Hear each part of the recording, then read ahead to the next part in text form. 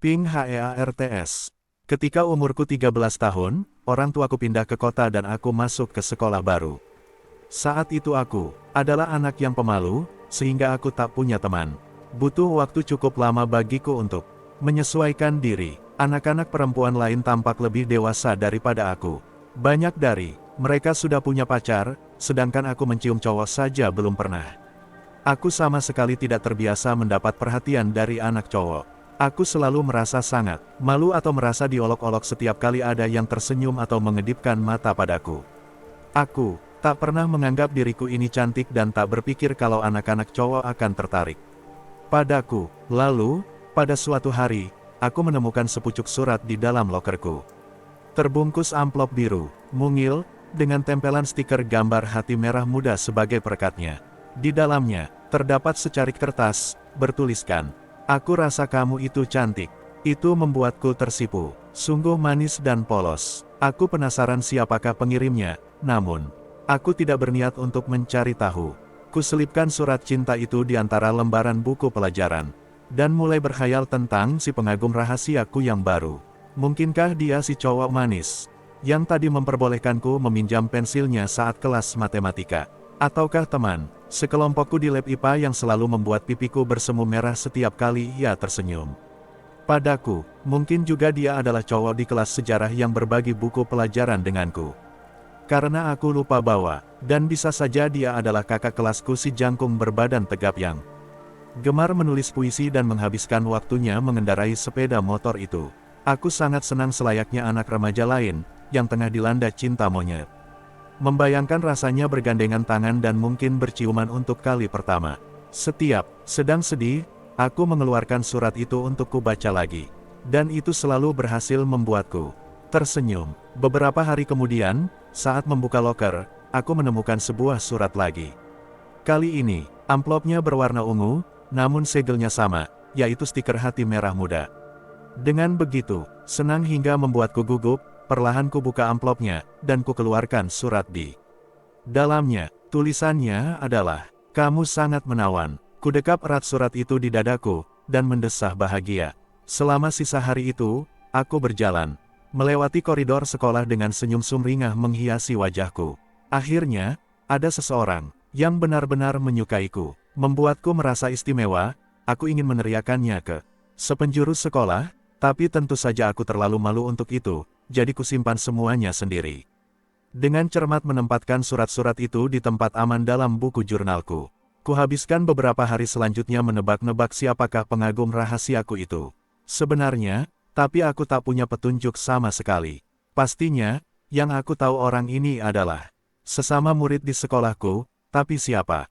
Yang bisa kulakukan hanyalah berharap bahwa dia adalah cowok yang aku sukai. Seminggu kemudian, sepucuk surat mungil kembali muncul di lokerku. Tersegel dengan stiker hati merah muda yang sama lagi. Tulisannya, "Aku selalu memikirkan kamu." Seiring berjalannya waktu, aku semakin merasa penasaran. Aku mulai sering melamun dan berhenti memperhatikan pelajaran. Suatu hari, saat kelas sejarah sedang berlangsung, aku terlalu sibuk memikirkan penggemar rahasiaku, hingga aku tak sadar kalau guru mengajukan pertanyaan padaku. Dan saat aku kembali ke dunia nyata, ia menoleh ke murid-murid lain lalu berkata, "Anak ini tak mendengarkan satupun perkataanku. Pasti dia sedang jatuh cinta." Mereka semua tertawa dan aku sangat malu dibuatnya, hingga wajahku memerah. Ketika surat berikutnya muncul, tulisannya, "Kau beraroma seperti cinta itu sendiri." Hah, aku tak tahu bagaimana harus bereaksi akan hal itu. Bauku yang sebenarnya adalah campuran dari aroma sampo dan deodoran. Apakah cinta juga beraroma semacam itu? Kusimpan surat itu bersama yang lainnya dan tak sabar menunggu surat berikutnya.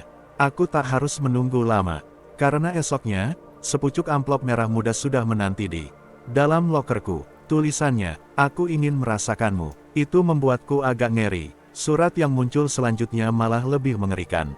"Aku mengawasimu setiap saat." Mendadak, punya pengagum rahasia tak lagi menyenangkan. Dia mulai terdengar seperti penguntit. Aku tak tahu harus bagaimana. Yak ada yang bisa kuajak bicara tentang ini. Hari demi hari pun berlalu, dan kecemasanku semakin menjadi-jadi. Di setiap aku memandang, kulihat stiker hati merah muda. Aku mulai merasa ketakutan. Di pagi harinya, saat ibu mengantarku berangkat sekolah, kulihat sebuah stiker melekat pada jendela mobil kami. Ibu tak tahu bagaimana stiker sialan itu bisa menempel di sana. Pernah suatu kali, setelah aku keluar dari toilet sekolah, dan hendak membasuh tanganku di wastafel, di cermin kulihat ada stiker hati merah muda menempel pada pintu bilik toilet yang baru saja aku masuki. Aku yakin sebelumnya tak melihat stiker itu di sana, dan tak kudengar ada orang. Selain aku masuk ke toilet ini, aku mulai merasa terancam jika mendapati stiker-stiker hati itu dimanapun. Aku adalah gadis, yang sangat tertutup, aku takut mencurahkan masalahku pada orang lain. Jadi satu-satunya cara, menyedihkan yang dapat dilakukan oleh gadis remaja pemalu sepertiku ini adalah membisu, dalam penderitaan. Kemudian, keadaan jadi sangat buruk. Suatu hari, pulang dari sekolah, aku sungguh dibuat ngeri. Setelah mendapati amplop putih di dalam kotak suratku, tutupnya tersegel oleh stiker hati merah. Muda jahanam itu, artinya sekarang, dia sudah tahu tempat tinggalku. Dengan tangan yang gemetaran, ku kelupas stikernya dan kubuka amplop tersebut. Di dalamnya, ada selembar foto. Foto seorang pria dewasa, telanjang dari pinggang ke atas. Di tangan kanannya, tergenggam sebilah pisau. Di dalam amplop terdapat pula sebuah catatan yang bertuliskan, "Aku bertaruh kalau darahmu rasanya seperti stroberi." Aku menjerit. Kemudian aku melihat sesuatu di foto yang memenuhi otakku dengan teror. Pria itu memotret pantulan dirinya di cermin, tapi dia memburamkan bagian wajahnya. Sayangnya, dia agak ceroboh. Terlihat di cermin pantulan sebuah bingkai foto yang terpajang pada dinding di belakang pria itu. Dan aku mengenali wajah pria di bingkai foto tersebut. Itu adalah guru sejarahku. It was here a minute ago. Banyak yang hilang di sekolah kami. Jika ada yang kehilangan barang, maka kami hanya akan mengatakan bahwa hantu yang mencurinya.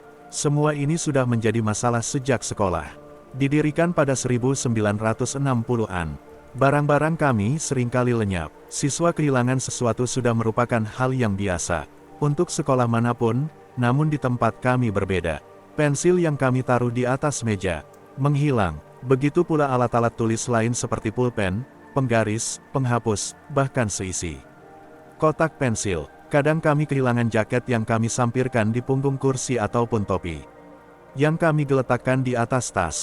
Guru juga kehilangan sesuatu, mulai dari alat tulis, mungkin kacamata atau kapur tulis, bahkan barang-barang temuan yang kami letakkan di kotak lost and found juga menghilang. Kadang-kadang barang-barang akan hilang dari loker dan kantong siswa. Seringkali pelakunya akan mencuri dari dompet seorang gadis dan mengambil segalanya di dalamnya, kecuali uang. Para siswa sangat sering kehilangan pekerjaan rumah sehingga beberapa guru bahkan tidak lagi repot-repot menghukum mereka. Halaman-halaman tertentu bahkan keseluruhan buku akan hilang dari perpustakaan sekolah. Bahkan, alat-alat kebersihan seperti sapu dan pel akan hilang dari lemari petugas kebersihan. Suatu kali, sebuah pohon willow kecil menghilang dari halaman sekolah, meninggalkan hanya lubang di mana pohon itu ditanam. Aku adalah seorang pelajar di sana pada awal 1990-an, sebelum sekolah itu memasang kamera keamanan. Kejadian itu hanya dianggap sebagai fenomena gaib lokal di sekolah kami dan tidak mengganggu kehidupan kami sehingga tak ada seorang pun yang terlalu khawatir akan hal itu. Kemudian, ketika aku berada di kelas 8, kepala sekolah kami hilang. Dia lenyap dari sekolah beberapa menit setelah ia selesai rapat dengan staf dan kembali ke ruangannya. Polisi menyisir seluruh gedung sekolah, tetapi tidak menemukan jejaknya. Beberapa tahun kemudian, ditemukan bahwa gedung sekolah kami mulai tenggelam. Penyebabnya, coba tebak, beberapa fondasi sekolah kami menghilang. Beberapa ahli geologi dikirim untuk mendiagnosis masalah tersebut. Dan sehari setelah salah satu ruangan kelas kami, ya benar, menghilang secara misterius, kami menemukan sesuatu di bawahnya. Di bawah lantai yang seharusnya kelas tersebut, mereka menemukan sebuah lorong. Lorong ini mengarah ke gua batu kapur yang sebelumnya tidak diketahui ada di bawah sekolah kami. Di dalam gua itu ada barang-barang kami yang hilang.